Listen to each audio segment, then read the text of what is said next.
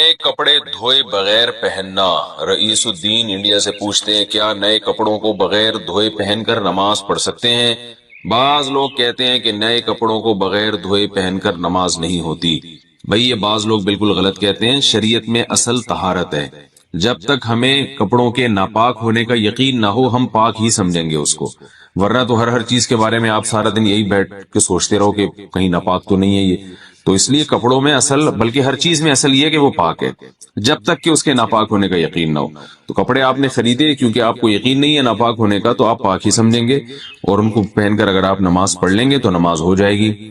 البتہ ویسے جو پرانے استعمال شدہ کپڑے ہوتے ہیں ان کو دھوئے بغیر پہننا ویسے ایک انسانی ایک طبیعت کے خلاف ہے۔ پتہ نہیں کس کس نے استعمال کیا اس کو، کیا کیا اس میں جراثیم ہو، اور ناپاکی کا امکان تو بہرحال ہوتا ہے، تو کوئی احتیاطاً ان کو دھو کے پہن لے تو یہ زیادہ اچھا ہے۔ اور اس میں یعنی انسان کی جو نفیس لوگ ہوتے ہیں، صفائی پسند ہوتے ہیں، ان کے مزاج کے بھی زیادہ قریب ہے یہ بات۔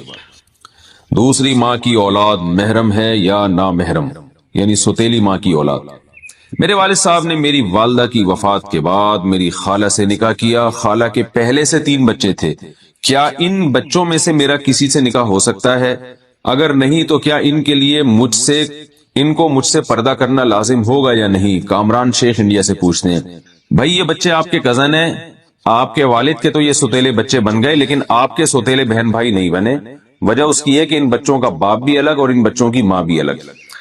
وہ بچے جن کا باپ ایک ہو یا ماں ایک ہو تو وہ تو محرم ہوتے ہیں آپس میں، لیکن باپ بھی الگ ماں بھی الگ، تو دونوں ہی الگ ہیں تو پھر وہ نامحرم کہلاتے ہیں۔ لہذا ان میں اگر کوئی بچی ہے تو اس کو چاہیے بالغ ہونے کے بعد آپ سے پردہ کرے اور آپ کا ان سے نکاح بھی ہو سکتا ہے۔ مرد کے لیے بالوں میں ہیئر بینڈ لگانا۔ آصف صاحب کشمیر سے پوچھتے ہیں میں لمبے بال رکھنا چاہتا ہوں، اگر انہیں سنبھالنے کے لیے ہیئر بینڈ لگاؤں تو کیا یہ جائز ہوگا؟ جی، مرد اگر لمبے بال رکھے اور بار بار ان کو سنبھالنا مشکل ہو رہا ہو تو وہ ان کو سنبھالنے کے لیے ہیئر بینڈ لگا سکتے ہیں، پیچھے کی طرف لے جا کے۔ ایسا نہ ہو کہ اوپر چٹیاں بنانا شروع کر دیں، پیچھے جو بال جاتے ہیں ان کو ہیئر بینڈ سے ان کو باندھا جا سکتا ہے، اس میں کوئی حرج نہیں ہے۔ رسول اللہ صلی اللہ علیہ وسلم نے جو ہے نا عورت کو حکم دیا ہے کہ وہ جب بالوں کی چٹیاں بنائے گی تو اگر وہ بال جب گوندے جاتے ہیں نا بہت اچھی طریقے سے، تو غسل جب عورت پہ فرض ہو جائے تو اس کے لیے بال کھولنا ضروری نہیں ہے، بس بالوں کی جڑ میں پانی پہنچانا ضروری ہے۔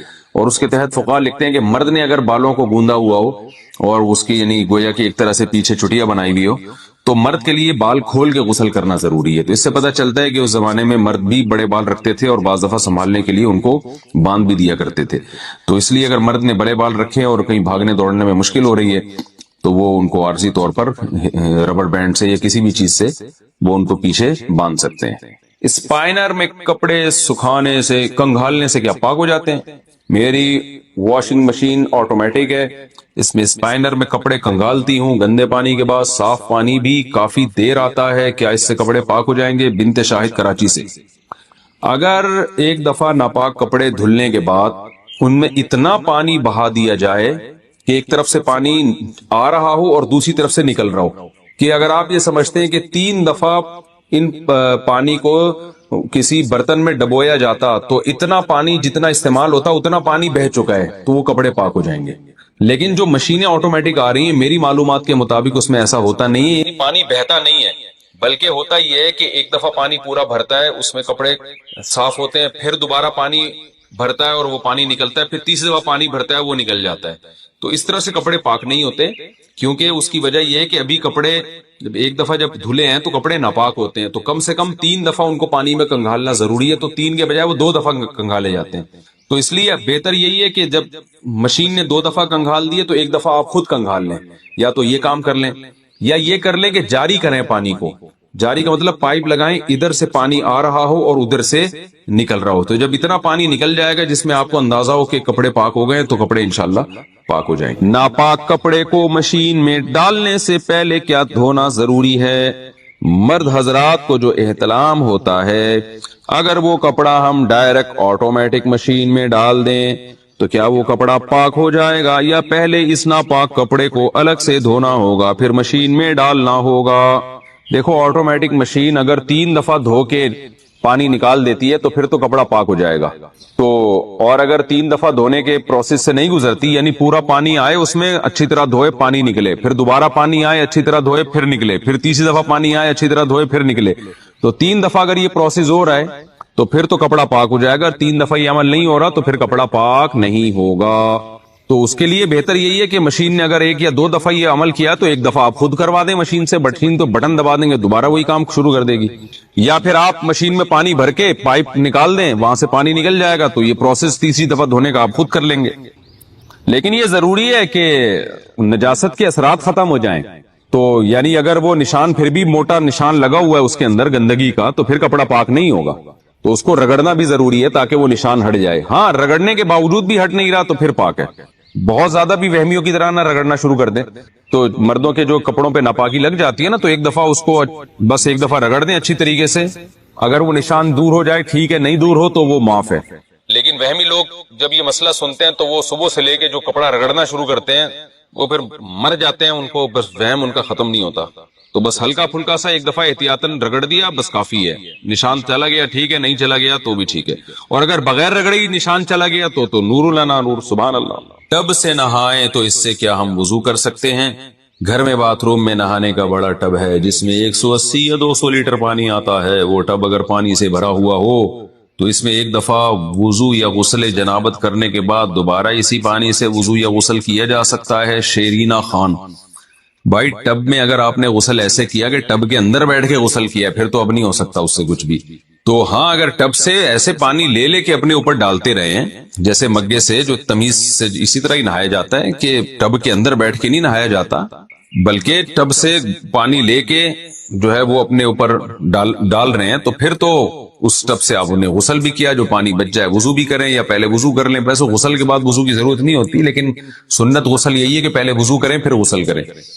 और अगर जारी टब है उसके अंदर बैठ गए और नलका खोल के पानी उससे निकल के जा रहा है, आप नहा रहे हैं और पानी बह रहा है, तो फिर उसमें गुस्ल भी जायज है और उसी में वुजू भी जायज है।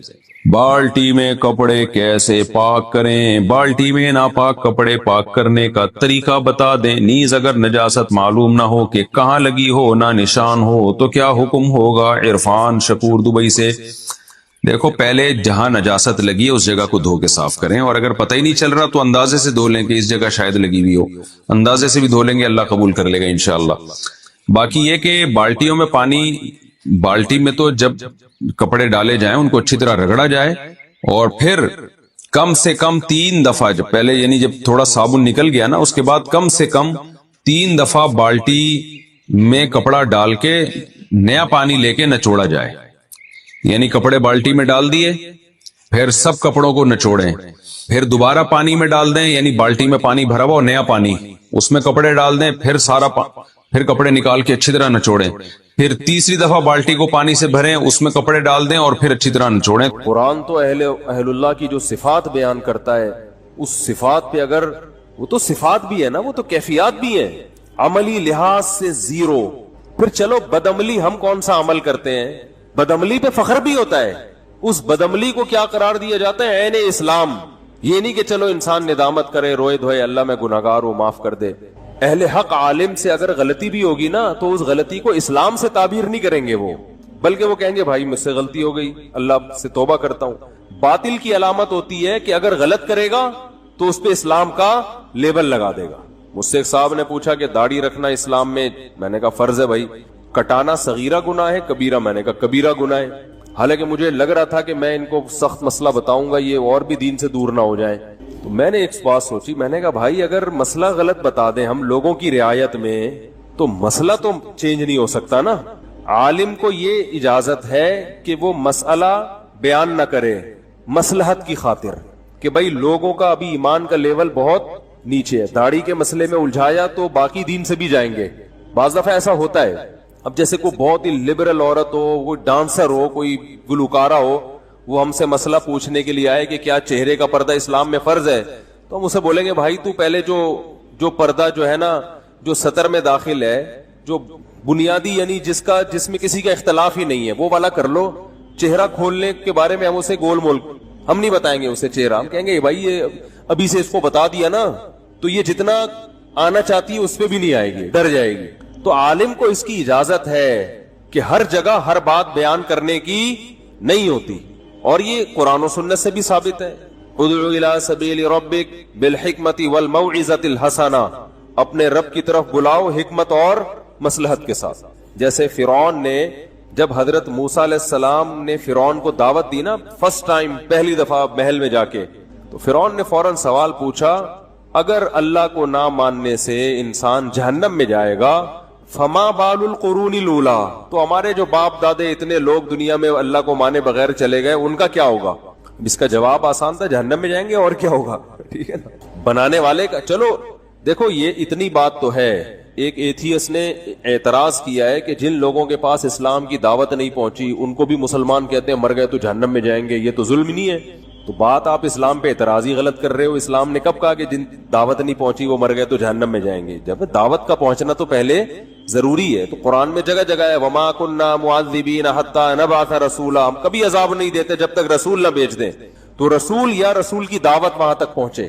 تو جن لوگوں کو کوئی پیدا ہوا ہے ایسے دور دراز علاقوں میں جن کو اسلام کا پتہ ہی نہیں ہے، نبی کا صلی اللہ علیہ وسلم کا پتہ ہی نہیں ہے، تو ان سے نبوت کے بارے میں سوال نہیں ہوگا.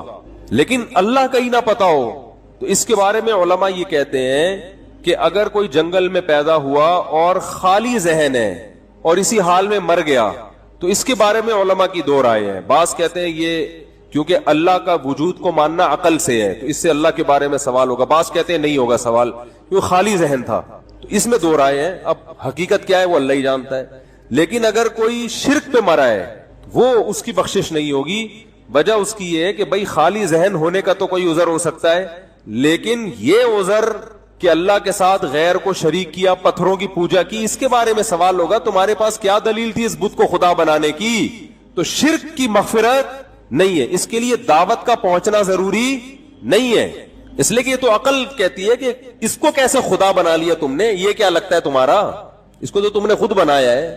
بنی ہوئی چیز کو کہنا کہ یہ میرا کریٹر ہے، یہ میرا خالق ہے، یہ تو عقل میں آنے والی بات نہیں ہے. تو پہلے بہت سے لوگ شرک کرتے تھے تو فرعون نے سوال کیا کیا موسیٰ علیہ السلام سے، فما بال القرون الاولی، اتنے لوگ شرک پہ مر گئے، بتوں کی پوجا کرتے تھے باپ دادے سارے، وہ کہاں جائیں گے؟ اب دیکھو اس اصل جواب کیا تھا، وہ کہاں جائیں گے بھائی؟ جہنم میں جائیں گے. وہ کہاں جائیں گے سے مجھے ایک چٹکلا یاد آتا ہے یار، بات پھر موضوع چینج ہو جاتا ہے. گچی پکڑنے والے مارکیٹ میں نہیں ہے آج کل. میں کئی دفعہ کہتا ہوں جہاں سے بیان میں چل رہا ہے نا اس کو سنبھال کے رکھو تاکہ پھر میں وہی آؤں. اب میرا تو دماغ مسلسل کھوپڑی گھوم رہی ہے نا، وہ موضوع نکل جاتا ہے ہاتھ سے. تو اس لیے اور موضوع جو ہے نا یہ میں جو یہاں جو میرے جمعے کے اور اتوار کے بیانات ہوتے ہیں یہ پہلے سے سلیکٹڈ موضوعات نہیں ہوتے. یہ میں مجمع دیکھ کے اندازہ لگاتا ہوں کہ آج کس ٹاپک پر، ابھی کس ٹاپک پر بات کرنی ہے. سمجھ رہے کہ نہیں سمجھ رہے ہیں؟ ہاں جو میرے تفسیر کے درس ہیں وہ پہلے سے طے شدہ ہوتے ہیں، اس میں ٹاپک بھی ہے آج اس رکوع پر، وہ ایک ہے. یہاں تو میں دیکھ رہا ہوتا ہوں کہ پورے ہفتے کی کارگزاریاں دماغ میں ہوتی ہیں، لوگوں کے فون اور لوگوں کے سب، اب یہ ٹاپک ہے آج کل، یہ اہم چیز ہے، اس کو پکڑنا ہے. سمجھ رہے؟ تو اس لیے گچی پکڑ کے رکھا کرو. گچی کا مطلب یہ ہوتا ہے ایسا، گچی جو ہے نا یہ ایسے پکڑ لیتے ہیں، ہٹتا نہیں ہے بندہ. اب بتاؤ کیا ٹاپک چل رہا تھا؟ ہاں اصل بات یہ چل رہی ہے کہ عالم کے لیے یہ جائز ہے کہ مصلحتاً جواب کو چھپا لے. غلط جواب دینا کسی مصلحت سے جائز نہیں ہے. یہ پھر شریعت میں چینجنگ ہے نا، پبلک کو خوش کرنے کے لیے شریعت ہی چینج کر لی تاکہ لوگ دین میں زیادہ آئے. نہ آئے بھائی، کوئی ضرورت نہیں ہے اسلام کو. اسلام کو چینج نہیں کیا جائے گا پبلک کو لانے کے لیے کہ بھائی پبلک آ جائے تو تھوڑی لچک پیدا کر دو. یہ لچک تو سب سے پہلے مشرکین مکہ نے کہا تھا رسول اللہ صلی اللہ علیہ وسلم سے کہ آپ کیا کریں، او بدلہ ایتی بقرآن غیر ھذا او بدلہ. آپ کو ہم پیغمبر بھی ماننے کے لیے تیار ہیں، آپ کو ہم آخری نبی بھی مانیں گے، اس کتاب کو اللہ کی کتاب بھی مانیں گے، بس اس یہ والی نہیں ہو، دوسری کتاب لے آؤ، یا اس میں تھوڑی سی چینجنگ کر دیں، اس میں تھوڑی سی ہمارے ماحول اس کو ایکسپٹ کر لے، قبول کر لے. ہماری جو پرمپرا ہے، ہمارا جو کلچر ہے وہ اس کے بالکل اگینسٹ جا رہا ہے قرآن. کچھ تھوڑا سا تو کمپرومائز کر لے، کچھ ہم آپ کی اور کچھ آپ ہماری. تو نبی نے یہ، اللہ نے نبی کو یہ نہیں کہا ٹھیک ہے کر لیں، نا نا نا نا نا. قل ما يكون لي ان ابدله من تلقاء نفسي، اے نبی ان سے کہہ دیجئے مجھے چینج کرنے کی اجازت نہیں ہے، یہ میرا دین نہیں ہے، یہ کس کا ہے؟ اللہ کا ہے. میں تو میسنجر ہوں، اللہ کا پیغام تم تک फॉरवर्ड कर रहा हूं, पहुंचा रहा हूं, तो मुझे इख्तियार थोड़ी है। अब लोग हमें 3 तलाकें दे के आते हैं ना, रो रहे होते हैं, वहां तरस आता है खुदा की कसम, बच्चे रुल रहे हैं, तबाह हो रहे हैं, बहुत रोना हमें खुद आ रहा होता है, यार क्या हो गया इन बेचारा मियां बीवी 20-20 साल से मोहब्बत से रह रहे हैं, 8-8, 9-9 बच्चे उनके, रो रहे हैं, हमें भी दिल चाहता है, लेकिन मैं उनसे कहता हूं भाई मैं कैसे कर दूं, मैं लटका हुआ क़यामत के दिन। तो भाई अल्लाह का हुक्म है तलाक मर्रतान, 2 दफा के बाद इख्तियार है, फ़इन तल्लक़ा, तीसरी दे दी, फला तहिल्लु लहू, हलाल नहीं है।